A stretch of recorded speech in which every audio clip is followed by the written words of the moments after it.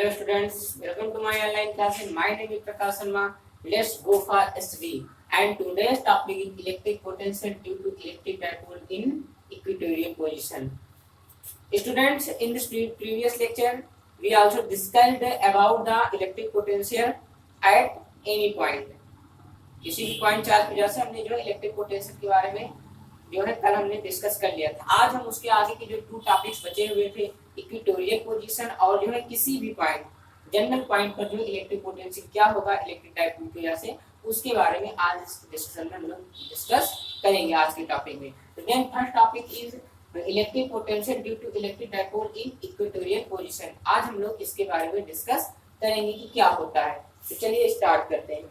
देखिए तो इसके लिए क्या करेंगे, बिल्कुल सेम वही पोजीशन। सबसे पहले क्या मानेंगे, let us and electric dipole. क्या मानेंगे, let us and electric dipole AB whose charges are plus q and minus q, plus q and minus q and distance between them is 2l is placed in a free space। क्या है, एक free space में रखा हुआ है। क्या है, free space में रखा हुआ है।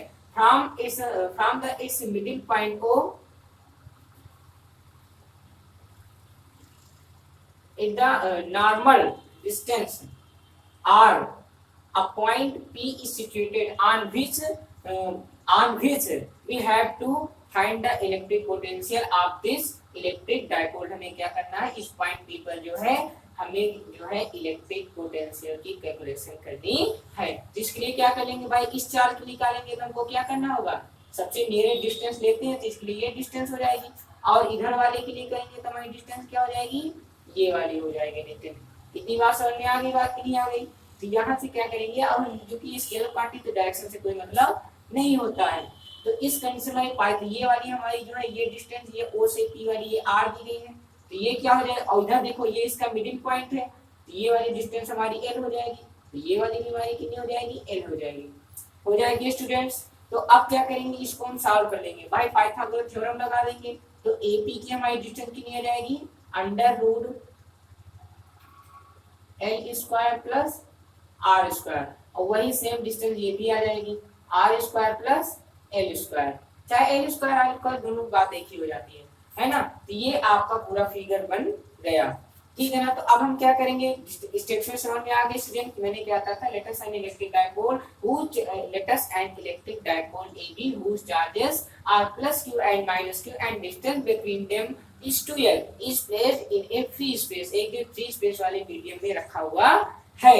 Then from the middle point of O of its electric dipole a point P is situated in which we have to find the electric potential। हमें क्या करना है, इलेक्ट्रिक पोटेंशियल की जो है मतलब निकालना है। तो क्या करेंगे, इतना लिखने के बाद में क्या करेंगे, हम सबसे पहले निकालेंगे पॉजिटिव चार्ज प्लस q की वजह से इस पॉइंट पर जो है इलेक्ट्रिक पोटेंशियल कितना होगा। तो लिखो क्या, therefore या now the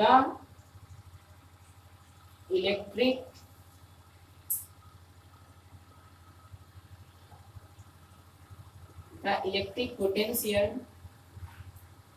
due to positive charge q on point P। हम पॉइंट P पे क्या करेंगे, इस प्लस q चार्ज की वजह से क्या निकालेंगे, हम जो है इलेक्ट्रिक डाइपोल निकालेंगे, इलेक्ट्रिक पोटेंशियल। तो फार्मूला हमने मान लिया, इसका कितना हो जाएगा, V1 हो जाएगा। तो वैल्यू हमारी कितनी रहेगी, 1/4 पाई एप्सिलॉन नॉट। जो भी आप इससे प्रीवियस लेक्चर में हमने आपको बताया था क्या होता है formula, 1/4 pi epsilon naught into q upon इसकी वैल्यू कितनी हो जाएगी, under root R square plus L square. ये आपका आता था फार्मूला। तो इसको मान लेंगे question number first.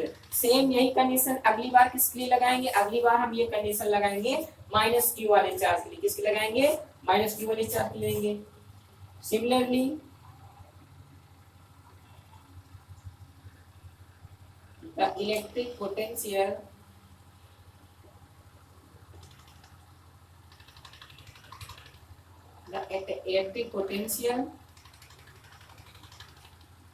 due to minus charge q, minus q को जब निकालेंगे हमने मान लिया इसका हो जाएगा V2।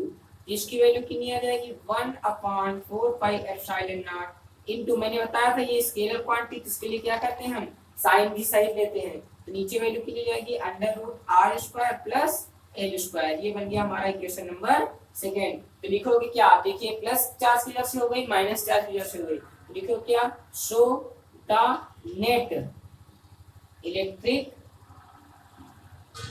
Potential on P. भाई इस पॉइंट पर दोनों चार्ज से लग रहा है तो क्या कहेंगे, let the electric potential to point on the point P B equal to कितना हो जाएगा v1 प्लस v2 हो जाएगा। स्टूडेंट कितना हो जाएगा, v1 प्लस v2 हो जाएगा। उसके बाद क्या करेंगे, दोनों की वैल्यू रख देंगे 1/4 pi epsilon naught into q upon square में under root are square plus L square, ये ले लेंगे। और इधर वाला क्या था, ये माइनस में था नीचे वाला, ये माइनस यहाँ पे लगा देंगे, भाई प्लस यहाँ कर दो, ये वाली वैल्यू हो जाएगी 1/4 pi epsilon naught into minus q upon square root में r square plus L square रहेगा। यहाँ से आप देख रहे हैं कि एक प्लस है और एक माइनस है, ये दोनों कैंसिल हो जाएंगे, क्या हो जाएंगे, और इस कंडीशन में जो हमें V नेट मिलेगा वो क्या मिलेगा, 0 वोल्ट मिल जाएगा। It means that in an equatorial position the electric potential at the normal point P is always 0। मतलब कि कोई किसी भी डायपोल के द्वारा किसी अगर कोई पॉइंट ऐसा रखा जो उसके परपेंडिकुलर हुए नॉर्मल डिस्टेंस के ऊपर है, तो उस कंडीशन में इसके ऊपर जो है कोई भी चार्ज, कोई भी जो है इलेक्ट्रिक पोटेंशियल नहीं लगता है, मतलब कि वो वैल्यू क्या आ जाती है, 0 आ जाती है।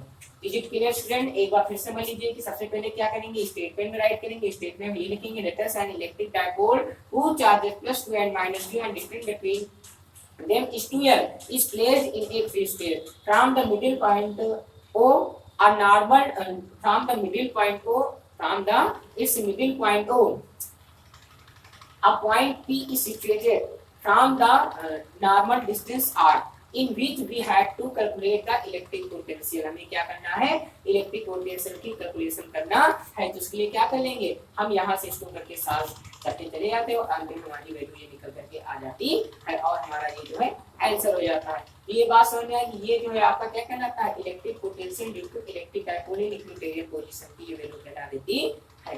क्लियर हो गया आप लोगों को, ये बात समझ में आ गई होगी। देख लीजिए ये पूरा आपका इसमें जो है डेरिवेशन दे दिया गया है। क्लियर हो गया स्टूडेंट्स? अब हम बात करते हैं, देखिए मैंने आपका इलेक्ट्रिक पोटेंशियल निकलवा दिया है एक्सियल पोजीशन की वजह से भी और इक्वेटोरियल पोजीशन की वजह से। अब थर्ड जो हमारा टॉपिक आता है वो होता है किसी भी एट ए जनरल पॉइंट। अब अगली बार जिससे आपने इलेक्ट्रिक फील्ड इंटेंसिटी निकाला था, एट ए जनरल पॉइंट पे जो है इलेक्ट्रिक फील्ड इंटेंसिटी क्या होती है, तो आपने सॉल्व किया था E = 1/4 pi epsilon naught into Q upon under root, उसके बाद उधर ब्रैकेट में आ गया था Q अपॉन R स्क्वायर, उधर ब्रैकेट में आया था अंडर रूट 1 प्लस 3 का स्क्वायर थीटा, जो आपने इससे पिछले प्रीवियस लेक्चर में आप लोग सॉल्व किए हुए हो, है ना। ठीक वही कंडीशन इसमें भी लगाना है। मतलब क्या करना है, आप इलेक्ट्रिक पॉइंट निकालना है एक इलेक्ट्रिक डायपोल प्लस किसी भी जनरल पॉइंट पे, मतलब वो ना तो नॉर्मली होगा और ना ही जो है वो परपेंडिकुलरली होगा, मतलब एक्सियल पोजीशन या तो पैरेलल नहीं होगा और ना ही वो मतलब किसी भी डिस्टेंस में होगा। तो उस कंडीशन में उसकी वैल्यू कैसे फाइंड आउट करते हैं, तो let's start after this topic. तो चलिए स्टार्ट करते हैं।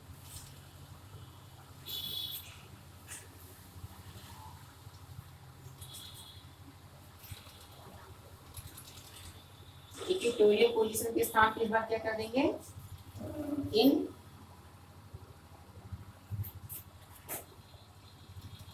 जनरल पॉइंट, किसी भी पॉइंट के लिए बात करेंगे, इन ए जनरल पॉइंट के लिए निकालेंगे।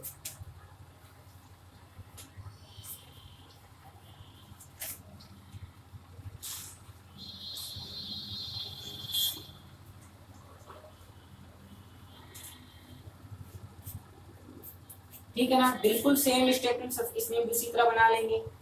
एट फर्स्ट भी मान लेते लेकर an electric dipole AB whose charges is +Q and -Q and distance between them is 2L is placed in a free space medium में रखा हुआ है। ये मान लेंगे हम, क्या कर लेंगे, ये मान लेंगे, इससे हमने मान लिया इधर ये इसका -Q चार्ज है और इधर वाला क्या है, +Q चार्ज लगाया गया है। तो क्या करेंगे, हमसे क्या करना, इससे किसी भी डिस्टेंस एक कोई पॉइंट P है जिस पर हमें क्या करना है, हमें जो है इलेक्ट्रिक पोटेंशियल की कैलकुलेशन करनी है। हम क्या मान लेते हैं कि यहाँ पे कोई एक पॉइंट P है जो क्या हो रहा है, इलेक्ट्रिक डायपोल के मिडिल पॉइंट O से किस डायरेक्शन में बना रहा है ये, इसके मिडिल पॉइंट ओ से ये जो है थीटा एंगल पर, मतलब कि किसी भी डिस्टेंस पे वो क्या बना रहा है, थीटा एंगल पे वो पॉइंट P रखा हुआ है। इस पर हमें इलेक्ट्रिक पोटेंशियल की कैलकुलेशन फाइंड आउट करनी है। तो इसके लिए हम लोग क्या करेंगे, इस जो वाली जो डिस्टेंस इसको हम पीछे तक आराम से थोड़ा सा जो क्या कर देंगे, इंक्रीज कर देंगे, क्या कर देंगे, और उसके बाद इन सबको क्या कर देंगे भाई, प्लस चार्ज क्लिक करेंगे। तो इसको उठा करके यहाँ से हम मिला देते हैं, और इधर वाले को क्या करेंगे, यहाँ से उठा करके मिला देंगे, क्या कर देंगे, मिला देंगे। भाई ये भी थीटा है, तो जो कि वर्टिकली अपोजिट एंगल्स की बात करते हैं तो ये थीटा होगा, तो ये वाली वैल्यू आपकी थीटा आ जाएगी, दोनों वैल्यू आपकी थीटा थीटा हो जाएंगी यहाँ से। तो आराम से करके हम निकालेंगे। भाई मिडिल पॉइंट है तो ये वाली डिस्टेंस आपकी एल हो जाएगी, ये यहाँ से लेकर के यहाँ तक, और इधर वाली भी आपकी कितनी हो जाएगी, एल हो जाएगी। ये भी एल हो गई, ये भी एल हो गई। अब क्या करेंगे, हमको अगर इसकी वैल्यू फाइंड आउट करना तो हमें क्या निकालना होगा,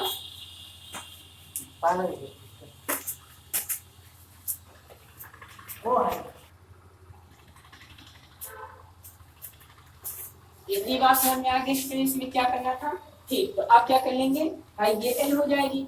अब यहाँ से अगर इसके ऊपर एक परपेंडिकुलर डालेंगे तो वो लगभग यहाँ तक नहीं आएगा, ये परपेंडिकुलर जो आपका आएगा वो यहाँ से मतलब यहाँ तक ये चला आएगा आपका परपेंडिकुलर, ठीक है ना। उसी प्रकार से इसको भी इसका परपेंडिकुलर निकालेंगे तो लगभग पॉइंट हमारा डी तक जाएगा, हमने एक नया पॉइंट मार लिया डी तक, ठीक है ना। ये हो जाएगी एल हो जाएगी, जो थीटा बन रहा है हमको केवल डायरेक्शन पता करनी है कि डायरेक्शन कितनी होगी, जबकि ये इस पॉइंट से कितनी डिस्टेंस पे स्थित है, आर डिस्टेंस पे स्थित है, ये दिया गया है आपको, ये डिस्टेंस दी गई है, आर दी गई है, हमें इसी आर डिस्टेंस पे से निकालना है।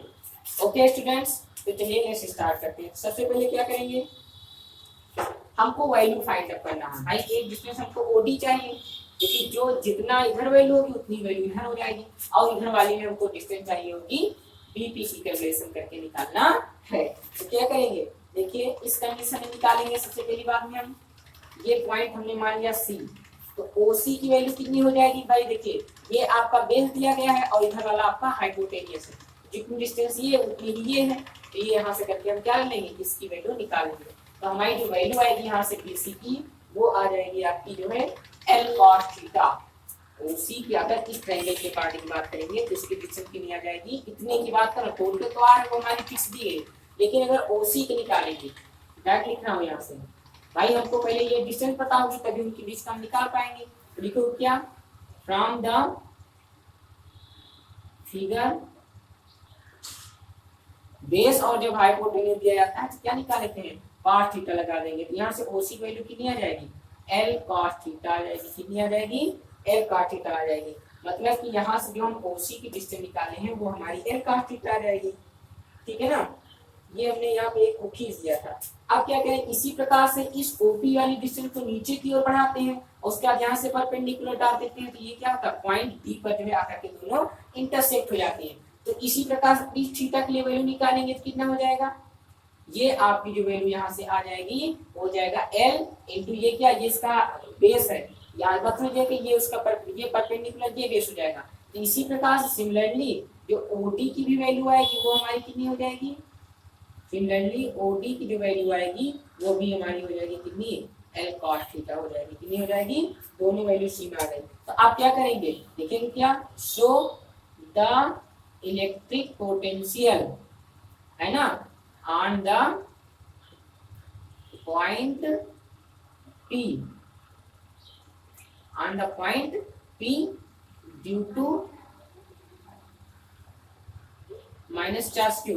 अब इस चार्ज की वजह से क्या कर लेंगे, पॉइंट P पर हम वैल्यू निकाल लेंगे। तो वो वैल्यू हमारी कितनी आ जाएगी, देखिए राइट पे ले रहे हैं, तो वैल्यू हमारी हो जाएगी कितना भाई, इतनी हमारी एल कॉस थीटा आई, इतनी एल कॉस थीटा आई, और पॉइंट वाले में ये इतना हम ऐड कर देंगे तो हमारी वैल्यू निकल आएगी, ठीक है ना। तो क्या करने जा रहे हैं, देखो लिखने जा रहे हैं, देखो कितना हो जाएगा, हमने मान लिया वो दूरी v1 हो जाएगी, v1 equal to 1/4 pi epsilon naught into minus q upon r plus L cos theta, कितना हो जाएगा, ये वैल्यू हमारी आ गई r plus L cos theta हो जाएगा, ठीक है ना। समझ में आ रही बात है स्टूडेंट्स की नहीं आ रही है, हमें ओरिजिन से वैल्यू निकालना है, तो उस कंडीशन में जो वैल्यू निकल के आएगी वो कितनी हो जाएगी, ठीक, r plus L cos theta हो जाएगी, किसकी वजह से, इस पॉइंट की वजह से जो डिस्टेंस होगी हमारी r plus l cos theta हो जाएगी। भाई r तो ये थी, लेकिन हम एक परपेंडिकुलर एक एक्सियल पोजीशन मान के निकालते हैं तो ये डिस्टेंस हमारी कितनी आ जाएगी, r plus l cos theta आ जाएगा। क्योंकि ये डिस्टेंस यहाँ से निकालेंगे तो ये इतनी एल cos थीटा ही है, ऊपर वाली r है तो ये मिलकर के हो जाएगा r plus l cos theta. इसी प्रकार से इलेक्ट्रिक पोटेंशियल निकालेंगे on the point P due to positive charge. अगली बार में हम पॉजिटिव चार्ज ले लेंगे इसकी वजह से, तो भाई इसके लिए तो डिस्टेंस बहुत कम है, इसलिए डिस्टेंस क्या है, बहुत कम हो जाएगी। तो उस कंडीशन में क्या मान लेंगे, v2 हो जाएगा, तो भाई r से क्या कर देंगे, इसको सब्ट्रैक्ट कर देंगे तो हमें उसकी वैल्यू पता चल जाएगी। तो v2 की वैल्यू कितनी आ जाएगी, 1/4 pi epsilon naught into q, और ये देखेंगे हो जाएगा r minus L cos theta. ये आ गया आपका अगली वैल्यू, ठीक है ना। क्योंकि ये क्या है, स्केलर क्वांटिटी है, तो दोनों को क्या कर देंगे, जो नेट वाला होगा v1 टू v2 को ऐड करके प्राप्त कर लिया जाता। ये एक बात समझ लीजिए कि एल cos थीटा जो मैं जान रहा हूँ कि एल cos थीटा कहाँ आया है। एल cos थीटा जो है जब यहाँ से एंगल ले लेते हैं, हमें पहले ओसी डिस्टेंस फाइंड आउट करनी थी। भाई टोटल तो आर दी गई ओपी हमारी, लेकिन हमें ओसी ये जो परपेंडिकुलर था ना, ये डिस्टेंस नहीं पता है, तो इसको निकालने के लिए क्या कर देते हैं हम, एक बार में ऐड के बाद माइनस क्यों करेंगे, इसके लिए तो परपेंडिकुलर ही है, क्योंकि जब तक एक्सियल पोजीशन एक नहीं बनाएंगे तब तक हम सॉल्व नहीं कर सकते। इसलिए जब माइनस क्यू चार्ज लेते हैं तो ये डिस्टेंस एल cos थीटा भी हमने निकाला ही ओडी और ओसी फिगर थे। भाई ये इसका बेस था और ये इसका जो है हाइपोटेनस था, तो वहां से करके हमने निकाल लिया था, तो हमें वैल्यू यहाँ से पता चल रही थी, ठीक है ना। इसी प्रकार से ऊपर इतनी भी एल cos थीटा है, तो जब ये पॉइंट लेंगे तो डिस्टेंस कम पड़ जाती है, r से छोटी हो जाएगी, तो वहां पे इसको क्या कर देते हैं, हम सब्ट्रैक्ट कर देते हैं, और इस वाले वो डिस्टेंस यहाँ से ली जाती है, इसलिए इसको क्या कर दिया था, ऐड करके हम r plus l cos theta कर देते हैं। तो लिखो क्या स्टूडेंट, क्लियर हो गई ना बात। आप क्या करेंगे, इसको हम सॉल्व कर लेंगे, लिखेंगे क्या, शो द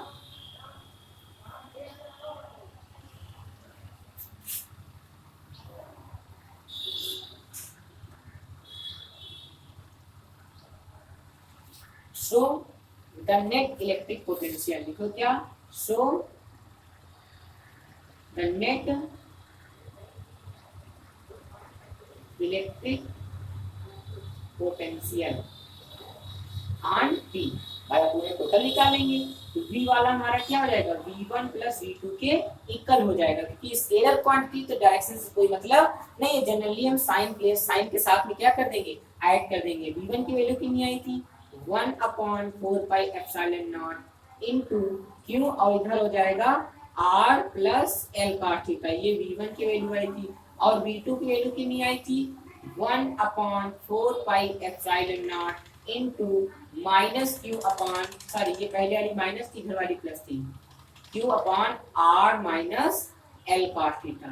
ये इतना हो जाएगा स्टूडेंट डेरिवेशन में। आप क्या कर लेंगे, ये माइनस ये प्लस दोनों में कितना कॉमन है, क्यू कॉमन है, और 1/4 पाई एप्सिलॉन वो भी कॉमन है, इसको हम कॉमन कर लेंगे, 1/4 pi epsilon not, Q common कर लिया तो अंदर वैल्यू ये हमारी आ जाएगी -1/r plus l cos theta, और इधर वाले में आ जाएगा 1/r minus L cos theta, ये वैल्यू आ जाएगी। इसको क्या कर लेंगे, हम सॉल्व करेंगे, क्या करेंगे, इसको हम सॉल्व करेंगे, ये वैल्यू हमारी आ जाएगी 1/4 pi epsilon naught into Q.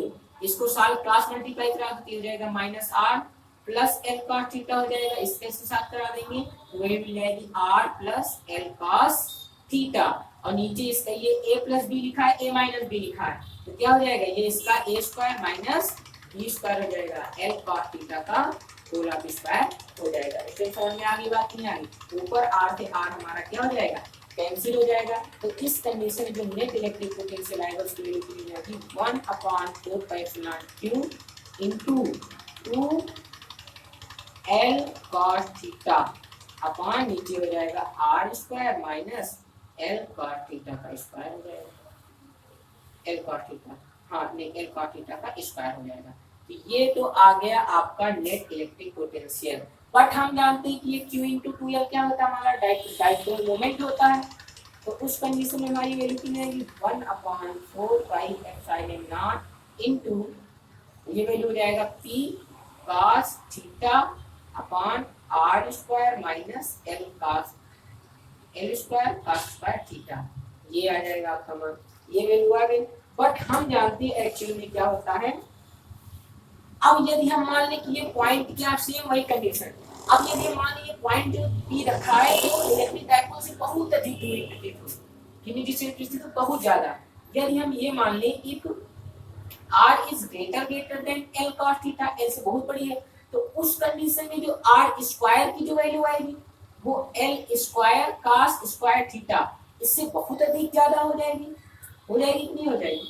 मतलब उस कंडीशन में इसकी जो वैल्यू आएगी r स्क्वायर की वो बहुत ज्यादा आ जाएगी। तो उस कंडीशन में क्या करेंगे, इस l cos स्क्वायर थीटा को हम नेगेटिव मान लेंगे। क्या मान लेंगे, l cos थीटा को घटा स्क्वायर को हम नेगेटिव मानेंगे। अब जब नेगेटिव मान लेंगे तो उस कंडीशन नीचे क्या बच जाएगा, केवल r बच जाएगा। क्या बच जाएगा, तो r बच जाएगा, मतलब इसको हम नेगलेक्ट मान लेंगे इतने को। तो उस कंडीशन में जो हमारा रिजल्टेंट आएगा वो आ जाएगा वैल्यू कितना, 1/4 pi epsilon naught into p cos theta upon r square. यही जो है किसी भी इलेक्ट्रिक डायपोल की वजह से किसी भी जनरल पॉइंट पर इलेक्ट्रिक पोटेंशियल फाइंड आउट करने का फार्मूला होता है। यहाँ से रख करके हम ये वैल्यू निकाल लेते हैं, समझ में आएगा। अगर मान लीजिए ये अगर इलेक्ट्रिक डायपोल किसी म्यूजियम में रखा हुआ जिसका डाइलेक्ट्रिक कांस्टेंट क्या हो जाए, if the medium is a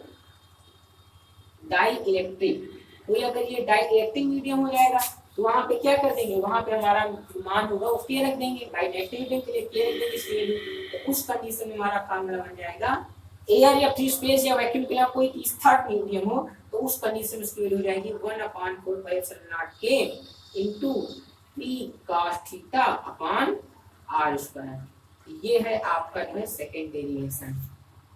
clear student, समझ में आ गई बात। तो ये था आपका जो है इलेक्ट्रिक पोटेंशियल के टॉपिक। आशा करता हूँ आप लोगों को ये पूरा चैप्टर समझ में आ गया होगा।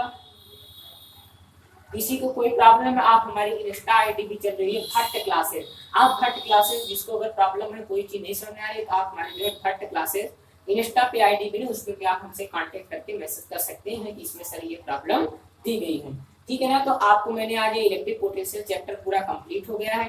अब हम अगले स्टेप में बात करेंगे इलेक्ट्रिक पोटेंशियल एनर्जी के बारे में और डाइपोल की वजह से जो इलेक्ट्रिक पोटेंशियल एनर्जी क्या होती है उसके बारे में डिस्कस करेंगे। तब तक के लिए जय हिंद स्टूडेंट्स।